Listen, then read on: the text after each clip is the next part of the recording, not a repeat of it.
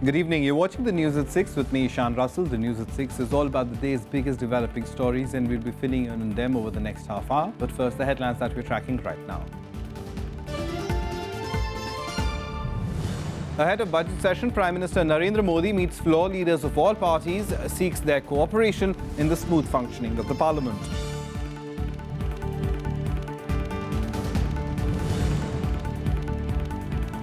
Opposition leaders raised JNU sedition case controversy at their meeting with the Prime Minister. Journalists hold protests in Delhi to demand action against the attack on their colleagues covering the case.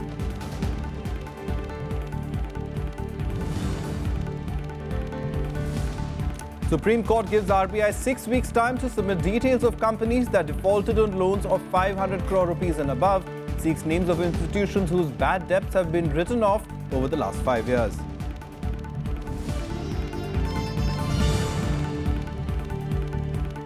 Supreme Court declines the Congress's petition to maintain status quo in Arunachal Pradesh, refuses to stay formation of new government in the state.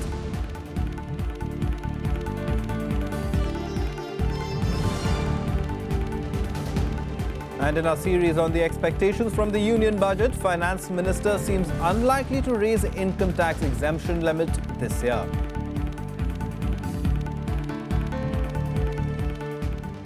Our top story this evening, the government today assured opposition parties that it was willing to discuss all issues in the forthcoming budget session. At a meeting with floor leaders of major political parties, the Prime Minister sought their cooperation for the smooth running of Parliament. Opposition leaders, however, raised several concerns, including the recent controversy in JNU. सभी political parties ने एक स्वर से, कुछ parties है तो जोर दे के कहा सदन चलना चाहिए, किसी परिस्थिति में सदन का गतिरोध नहीं होना चाहिए। हम तो हमेशा इस मत के हैं कि बिल पास होने चाहिए, कानून पास होने चाहिए और हर बिल मेरिट पे उसकी चर्चा होगी। The government and the opposition speaking in one voice at the end of a 2-hour-long meeting of floor leaders of major political parties on Tuesday. But at the meeting convened by the Prime Minister, that was perhaps the only point of agreement, with both sides taking up divergent positions on the JNU controversy. The government stand is an inquiry is on, let the inquiry be completed. One. Secondly, these slogans or these posters are totally highly objectionable. That has been made very clear. As far as the issues of criticism of calling somebody this, somebody that, somebody calling anti-national, somebody calling parochial, somebody calling communal and all, such things should be avoided by one and all. यहाँ JNU के जो students union के president हैं कन्हैया कुमार, उन्होंने कोई भी constitution के खिलाफ या देश की एकता अखंडता के खिलाफ कोई भी ऐसी बात नहीं बताई है, तो उनको सेडिशन केस में बंद कर दिया गया है। ये अनुचित, लेकिन हमने ये भी बता दिया कि ऐसे लोग जो देश के खिलाफ है उनको हमारा कोई समर्थन नहीं, उनकी कार्रवाई करनी चाहिए। लेकिन साथ साथ ही जिन्होंने 2 साल से नेशनल एटमॉस्फेयर विशेड किया है उनके खिलाफ भी तो कार्रवाई होनी चाहिए।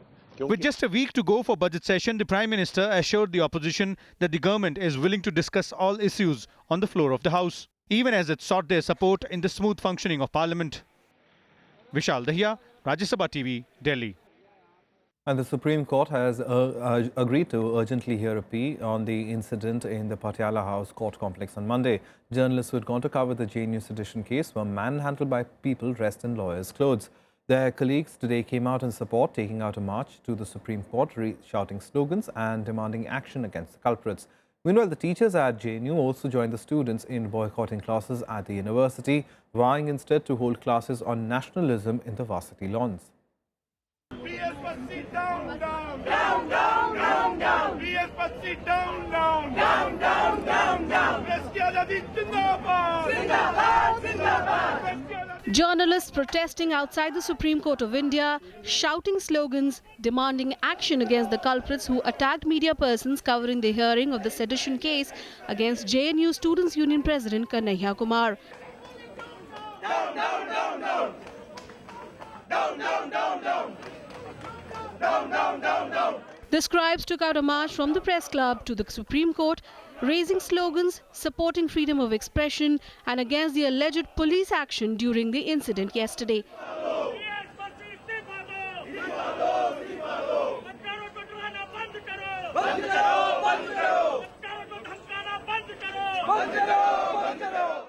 There is this feeling of extreme fear today, among people, extreme fear that if they speak out, if they say that is anything which is anti this government, they are going to be booked under the stringent laws of the land. And I think, and this fear is also among journalists today. ये बड़ा मुद्दा इसलिए है क्योंकि ये principal की लड़ाई है और प्रिंसिपल ये है कि पत्रकारों को पूरा हक होना चाहिए कि उनकी जो प्रोफेशनल वर्किंग एनवायरनमेंट है उसमें उनको धमकियां ना दी जाए और वायलेंस का जो धमकी है that can not be used to intimidate reporters. हम कोई देशद्रोही नहीं है, हम अपना काम कर रहे हैं। आपको हमारा काम नापसंद है, आप बहिष्कार कीजिए, चैनल मत देखिए, अखबार मत पढ़िए। पर ये क्या होता है कि आप हमला करते हैं पत्रकारों पर, हम कोई सॉफ्ट टारगेट बन गए और पुलिस देखती रहती है। A separate delegation of journalists met Home Minister Rajnath Singh demanding his intervention. Meanwhile, the Supreme Court has agreed to give an urgent hearing to a plea seeking action against those involved in the scuffle at Patiala House Court on Monday. The Apex Court agreed to hear the plea even as Delhi Police Commissioner B.S. Bassi said there were several contradictions in the case. देखिए, जब हम किसी भी case की investigation करते हैं तो उसमें हम दो तरह का एविडेंस इकट्ठा करते हैं, कई तरह का एविडेंस इकट्ठा करते हैं। तो कुछ एविडेंस जो है जो किसी सरकारी संस्था के साथ में होता है उसको भी हम उनसे प्राप्त करने का प्रयास करते हैं। At the Jawaharlal Nehru University, meanwhile, the teachers joined the students in boycotting classes to protest the arrest of Kanhaiya Kumar. The students went on an indefinite strike on Monday. The teachers now say they will take classes on nationalism in the university lawns. आज हम वहाँ पर गए administration के सामने, वहाँ उन्होंने हमारी आवाज को दबाने की बात की, उन्होंने हमारे ऊपर वो किया, आक्रमण सा किया और हम केवल यह कहने गए थे कि ये कुछ लोग हैं जो इसको बंधक बना करके रखना चाहते हैं, हम बर्दाश्त नहीं करेंगे। Even as the protests and hearings continue, the issue is alive in the political and academic circles too. Delhi police commissioner ने मुझे बताया है कि इस मामले में केस दर्ज हो चुका है और उसकी इन्वेस्टिगेशन जारी है और लोगों को आइडेंटिफाई करके जो भी कानून के मुताबिक कार्रवाई हो वो की जाएगी। दिल्ली के पुलिस कमिश्नर ये बनना चाहते हैं कि सरकार के नुमाइंदा के रूप में और उन्हीं की प्रवक्ता के रूप में जो सरकार कहती है वही बात बताएंगे, लेकिन जो काम है उनका बुनियादी यहाँ पर कानून की व्यवस्था को बरकरार रखना, अगर उसके अंदर फेल होते हैं तो आवाज उठेगी। But people just think anything which is critical of the nation, critical of government is sedition. That's wrong. हो नहीं सकता। It's a very serious offence, and unless there is the element of insult to violence, नहीं हो सकता। As I told you, जैसे कि अच्छा कश्मीर को आजादी नहीं हम ले लेगा, देखेगा, हम खाली बातचीत नहीं करेंगे, अभी हम ज्यादा करें, then it's a different matter.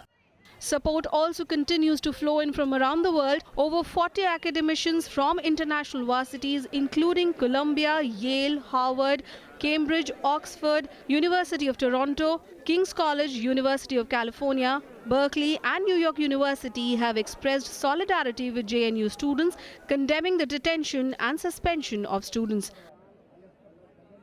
Bureau Report, Rajya Sabha TV. And our correspondents Shyam Sundar and Vishal Daya have been covering all the goings-on of today as far as this big story is concerned. Shyam, of course, was there at the protest of the journalists, and Vishal's been tracking what the government and the opposition have been saying on this. Shyam, I'll come to you first. As far as the action against the journalists, and rather worrying because this is not something that has happened very often in this country, that the fourth estate was attacked the way it was at the Patiala House Court. So journalists calling for strong action. Of course, more than 500 journalists, they gathered at Press Club, and then from there they marched to Supreme Court and a delegation of journalists. They met Registrar of Supreme Court, and Registrar has assured this delegation that Chief Justice of India would be meeting journalists very soon, and Registrar has assured every possible action against the culprits. We have seen the shameful visuals of a BJP MLA who was involved in beating up the journalists there in this march. After delegation went to meet Registrar, the journalists who were present at the Patiala House Court, and most of them are young journalists who cover lower courts, they were beaten up, and even women reporters were not only beaten up, they were molested, and the kind of account these young journalists shared with the journalists present at Bhagwan Das Road in front of Supreme Court was, of course, very alarming, and more than anger, there was concern that if inside the courtroom, if a journalist who regularly covers the court proceedings, if he is not safe, then many questions are there to be answered from the government side. And let me tell you, in that protest march, 9 journalists who went to Tilak Marg police station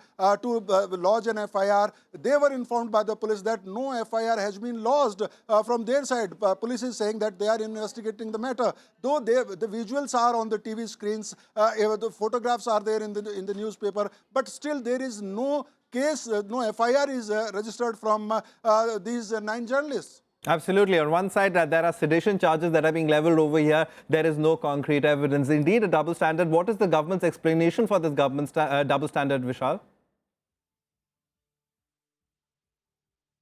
Well, Ishan, as far as the government is concerned, it once again clarified its stand vis-a-vis the entire controversy surrounding those events which happened in JNU and later the other events which unfolded, like the one which happened yesterday inside the Patiala House Courts. And that reply is a one-liner that the inquiry is going on. There is a investigation which is continuing, and anything which has to be said can be said only after the investigation is complete, and only those who are culprits will be booked and will be taken to task. Innocents will not be harmed. So clearly the government stand has not changed over the past few days, but the opposition specifically the main opposition party and the others as well now have joined in. They're not taking these statements or these reply from the government at its face value. They rather pushed the envelope. They rather up the ante against the government. Right. And in today's meeting also, which was ostensibly convened by the Prime Minister for by ensuring smooth functioning of the Parliament, the entire issue surrounding JNU was raised by several leaders of many opposition parties. All right, so you're saying there's opposition unity on this matter, and while there was that particular meeting that the Prime Minister had with the leaders of various opposition parties to say that to press for a smooth functioning of Parliament, but will that happen, Sham? I'll put that question to you first. Ishan, before I answer that question, because I was talk about this protest only because we have seen that there are times when political leaders and political parties, they call journalists and they insult them inside the press conference. But we haven't seen that a politician who is elected MLA of ruling party at the center, who is involved in this kind of violence, and no action has been taken. And they are saying that investigation is on. And we have seen that Amit Shah, BJP president, he has issued a statement in the support of central government action in JNUSU president's case. So there are clear-cut double standards, and of course journalists are hoping that Supreme Court will listen to their plea, and of course there will be justice in this case, and journalists will be free to do and perform their duty. All right, Sham, thanks very much for that. Vishal, coming back to you, we spoke a little bit about that important meeting that happened today where everybody is assured the other that the House would function smoothly. But come Monday, will that really happen? Do you see the opposition rallying around and ensuring that the House does not function? Because there are critical bills that the government wants to push forth, especially with its reform agenda in place. Well, Ishan, if you look at the current political situation, and the heightened, or rather, if you look at the kind of allegations which are being leveled by both Congress and BJP. That's the ruling party and the main opposition party against each other, and the kind of high-pitched campaign which has been launched by both sides on several issues, including the recent one, the controversy surrounding the JNU incident, then it seems highly unlikely that we might see a smooth functioning of the parliament in the budget session. There are apprehensions that we might see repeat of what exactly happened in the previous session, that's the winter session, and prior to that for some days in monsoon session as well, wherein there were disruptions after disruptions in both houses of parliament over several issues. But as far as today's meeting is concerned, there was an intent from the government and specifically from the Prime Minister to send a message across, to send a signal across to the opposition parties to lend that a hand towards them in order to seek their support for smooth functioning of the House, and all sort of promises were made in that particular meeting. The Prime Minister himself assured the opposition parties that all issues will be discussed. The government is willing to have a discussion on all issues, but just after that, after those commitments which were made from both sides for smooth functioning, once again, all these issues, concerning regarding the JNU, as well as the Hyderabad Central University, a suicide of PhD scholar in that university, as well as the allegations which have been leveled by leaders of both parties and both sides against each other, they again surfaced in that meeting as well. And it seems that neither of the side is willing to let go of their stand so easily. So we'll have to wait and watch. It's just another week to go. But as of now, the way things stand, it seems highly unlikely that the proceedings will be as smooth as the government would want them to be. All right, Shyam and Vishal, thank you very much for coming in. And both of you, of course, will be tracking all those developments as they happen for us. Thanks very much for coming in with that update. On that note, we'll slip into a very quick break. Up on the other side, the Siachen Bravehearts have been laid to rest in their hometowns. All 9 given a teary final farewell. All that and more on the other side.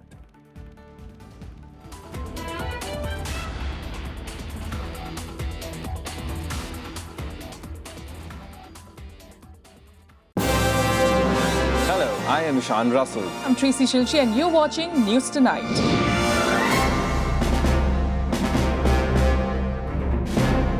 Together with the team of our dedicated professionals from across various fields. This is Shyam Sundar, Vishal Dahiya, Akhilesh Suman, Frank Pereira from Beijing, China. Kriti Mishra for Rajya Sabha Television.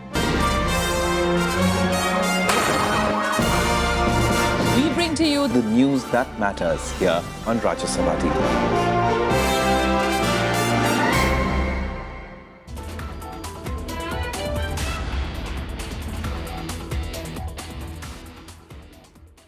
Welcome back. You're watching the news at 6.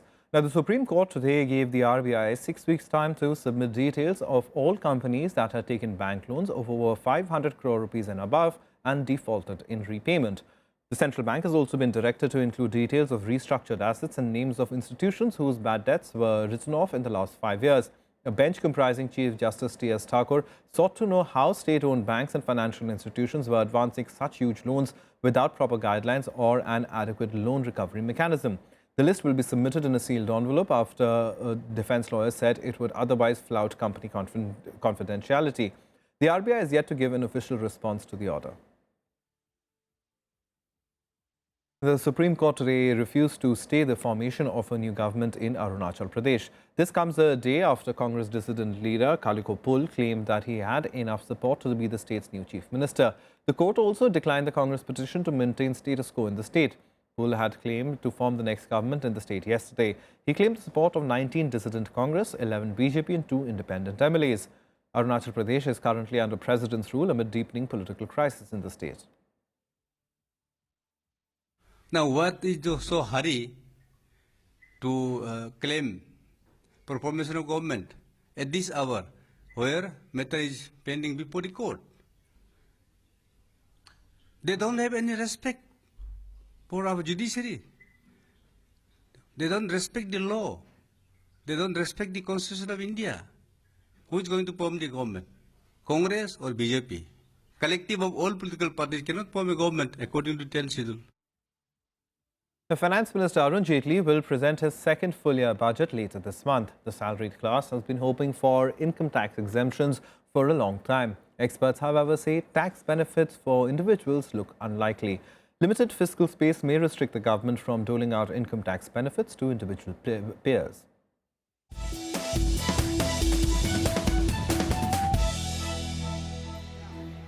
no relief appears to be in sight for taxpayers. The income tax exemption limit that was untouched in Union Budget 2015 is likely to stay intact in 2016 as well. But Finance Minister Arunjaitley is proposing some respite for the salaried class. The measures include raising the deduction limit on health insurance premium from 15,000 rupees to 25,000 rupees, raising exemption on transport allowance from 800 rupees to 1,600 rupees per month. The government claims it's staring at a difficult fiscal situation in 2016-17. For one, it has to shoulder an additional burden of nearly 1.10 lakh crore to implement the 7th Pay Commission report and the One Rank One pension scheme. Besides this, it needs to maintain fiscal deficit targets and boost public investments in infrastructure. At present, 2.5 to 5 lakh rupee income is taxed at 10%, 5 to 10 lakh rupees at 20%, and the 30% rate is levied on income above 10 lakh rupees.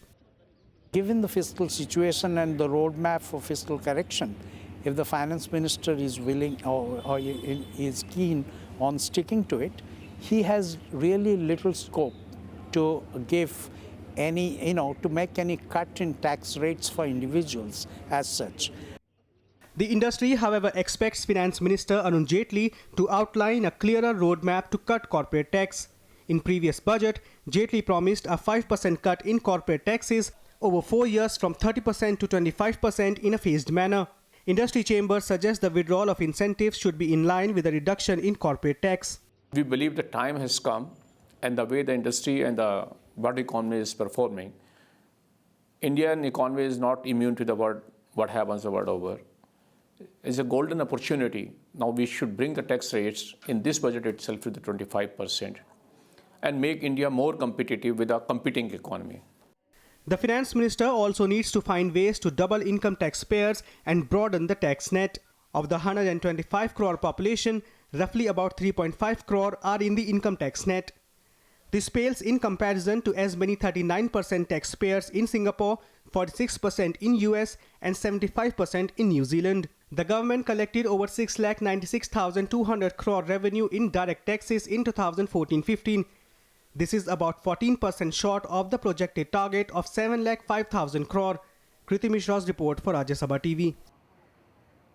Now, in by-elections for 12 assembly seats in 8 states, the BJP sprung a major surprise in UP with its candidate Kapil Dev Agarwal winning the rioted Muzaffarnagar seat. The Deoband seat went to the Congress, while the SP only managed to retain B. Kapoor in Faizabad. The 3 seats were earlier held by the SP. In Bihar, nearly 3 months after the JDU, RJD and Congress alliance came to power, the Grand Secular Alliance suffered a setback, losing the Harlakhi Assembly by-poll to BJP ally Rashtriya Lok Samta Party. In Punjab, the ruling Shiromani Akali Dal won the Khadur Sahib Assembly seat. The Shiv Sena retained the Palghar Assembly seat near Mumbai. In Congress-ruled Karnataka, the ruling party won the Bidar seat, while the main opposition BJP won the Hebala and the Devadurga seats. The BJP also won the Maihar seat in Madhya Pradesh, while the ruling TRS won the Narayan Khed Assembly seat in Telangana.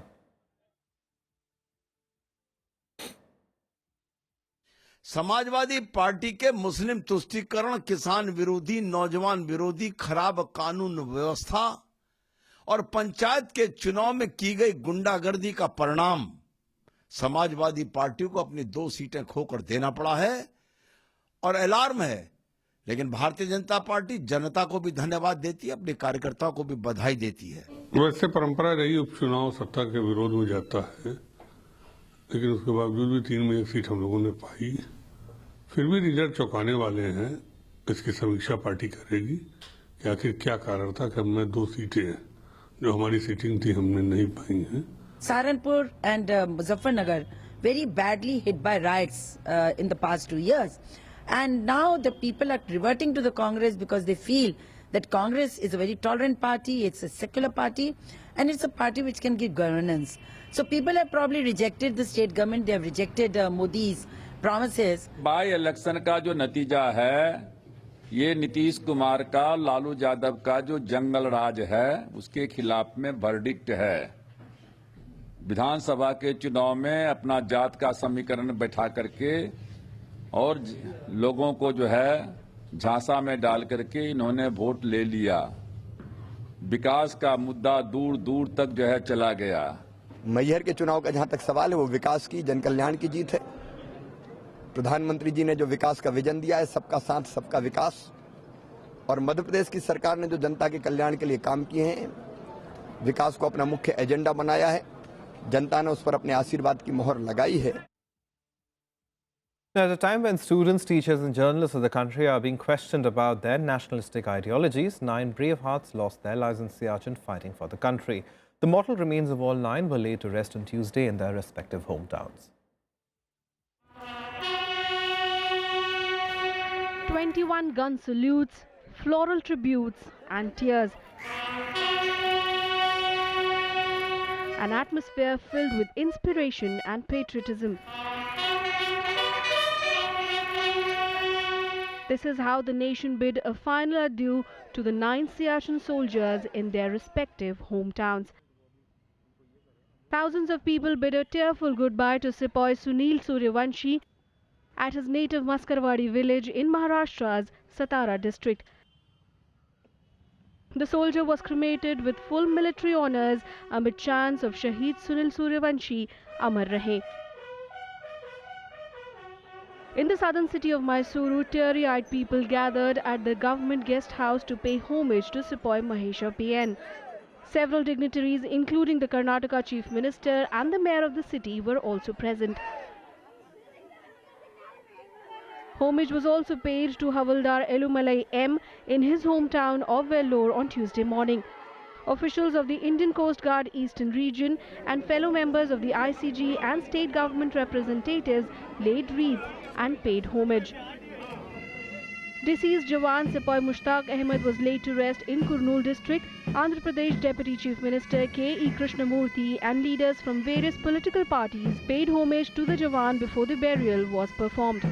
Scores of villagers also turned up at the funeral and paid their last respects to the deceased soldier. The state also announced ex gratia of 25 lakh rupees to the family of Sepoy Ahmed. The others killed in the avalanche were Lance Naik Sudhish of Kollam district in Kerala and Sepoy Ganeshan from Madurai. They were also laid to rest at their respective hometowns.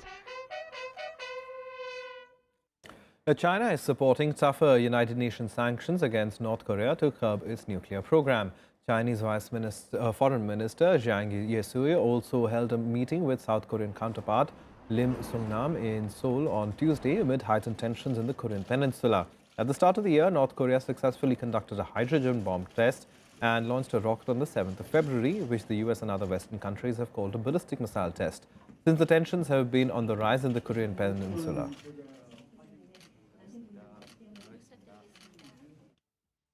我们支持安理会通过新的决议，其目的是要有效地遏制朝鲜进一步发展核岛计划。所以，我们也坚持安理会采取的新的措施应该有明确的指向。 Well, that's it from us. Goodbye.